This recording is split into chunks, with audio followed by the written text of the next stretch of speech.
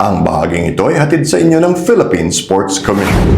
Looking for the best deals? Head to Robinson's Department Store, your one-stop shop for daily essentials and unbeatable savings. Don't miss out. Shop now.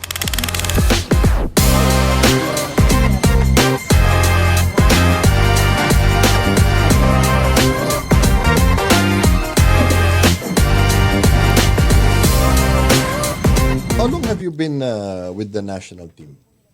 Since 2022 po. Then, nag-start ako mag-combat sambo. Yun na lang yung focus ko nung 2023. Okay. 2024, Was it a 2024. big transition? Opo, kasi for the longest time, judo lang yung nilalaro ko. Tapos yun, eventually, nung nag-sambo, nagkaroon ng takedowns yung mga wrestling elements. Then, nung nag-focus na sa combat, dun naman nag-start na yung striking. How long does it take to transition from one sport to another? For me, feel ko hindi naman siya ganun kahirap as much kasi ayun nga po, since matagal na ako nagjujudo, feel ko nakatulong siya sa experience ko sa sambo. Then striking naman, like lagi naman ako guided tsaka supported ng teammates ko, so hindi ko na feel na mahirap yung transition. Okay. Anong pinagbago sa mga training mo, sa mga workout mo when you shifted from judo to combat sambo? I think wala naman masyado. I guess yung sa strength and conditioning wise, nagbago lang siguro yung dun nga sa actual application ng techniques. Ayun, kasi since judo is a bit different from wrestling. True. Ayun, like nag-include lang ng takedowns, tapos yung nag-improve ng sa ground sa jiu-jitsu, syempre. Tapos yun, yung striking. AC, were you expecting to medal? Hindi po. I mean, hoping, pero like, hindi naman yung parang nag-expect na. Ganun. Basta, yung mindset ko going to the World Games is, gagawin ko yung best ko para makakontribute po. When did you think na mukhang kaya, mukhang aabot ako sa medal round? Siguro po nung nung 4 bronze match na. Kasi doon parang medyo nagising na ako after nung first match ko. So parang I'd say na parang mas nabuhayan ako, tas parang mas lumakas yung loob ko para like doon talaga parang parang do or die mindset na. I see. Itong World Games, it's a very big event. Pag ganyan kalaki na ng competition, meron ka pa bang kaba? Meron po. Actually, before nung first match ko, ayun, parang sobrang lala nung kaba ko. Parang feel ko gusto ko sumukal. Andun ako sa warm-up area, pero ayun, Natatawa si Sid. ayun po. Kasi first niya po na major competition na games po talaga. Kaya sabi ko rin, like, gearing up towards that, nasabi na rin namin na iba yung feeling talaga. Not like yung mga World Championship namin, Asian Championship. Ito, iba talaga to. Kasi, pag games talaga, wow, ganun.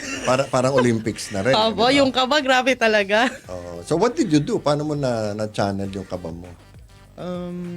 Ayun, naghingi ako ng guidance sa kanila, sa mga coach ko, kay na Sid, kay na Coach Ace, kay na Coach Jerry, ayun, tapos, naman, fortunately, it worked naman, nanalo naman. Okay. Pag ganyan on the world level, Sid, sino bang mabibigat na kalaban natin? Because not all countries really participate, di ba? Sa sport po namin kasi, it's Russian dominated po. Yeah, So, Russia. Nakakalaro pa ba sila? They're still allowed to play? Yes Kasi po. di ba sa ibang sport, they're banned? Yes po. Pero under us po, they are parang individual neutral athlete po sila. Okay. And also, the former USSR countries like Kazakhstan, Oh, okay. Uzbekistan. Yun po, sila po yung I understand. grabe.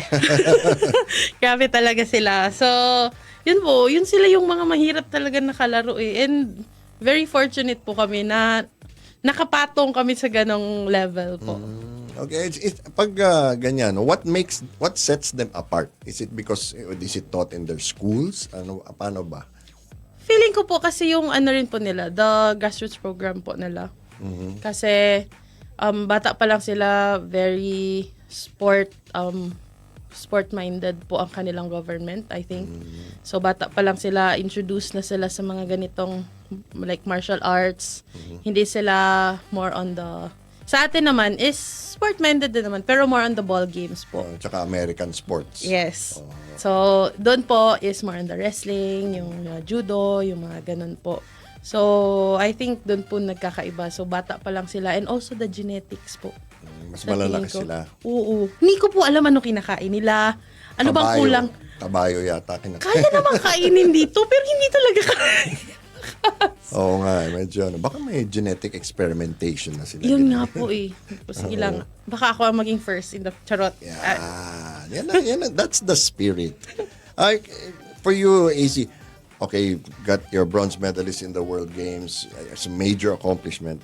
What do you think Filipinos need to do to get better in Sambo? Ano pa bang kailangan? Ano ba pwedeng gawin?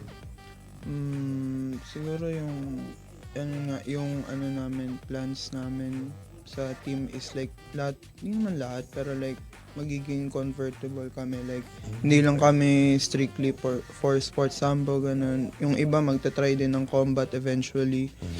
And then, siguro, para mag-improve yung team, siguro, I'd say experience, exposure ba?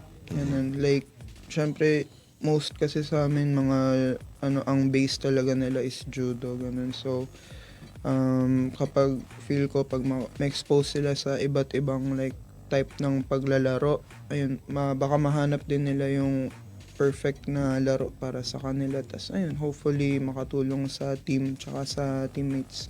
From one match to another, gaano kalaki ang adjustment? Pag halimbawa natapos ka isang match, tapos meron kang susunod na kalaban, gaano kalaki ang adjustment para sa iyo?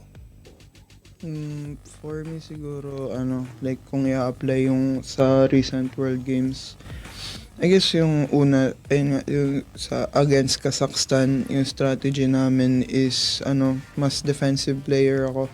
Pero ayun, it didn't work. So after nun, parang na-figure out namin na mas mag-work sa akin kung nasa offensive side ako instead. Di naman ganun kalaking adjustment siguro. Lang, parang kailangan ko lang itatak sa isip ko na ayun nga, dapat mas aggressive na ako, ganun. Feel ko di naman ganun kalaking adjustment po. Okay. AC, ikaw, what do you enjoy sa sambo? Ano bang nakaakit sa'yo sa sambo? Ayun nga po, like coming from my background na nagjujudo since like the 3rd grade. Nung nag-start na ako mag-sambo, syempre parang bago na siya. Parang meron ng takedowns, so parang para siyang may something new to learn from, I guess. Tapos nung nag-start na ng striking, ayun, parang bago na din talaga siyang field, so parang new challenge siya for me. Yun po yung pinaka na-enjoy ko sa combat so far. Do you still compete in judo? Hindi na.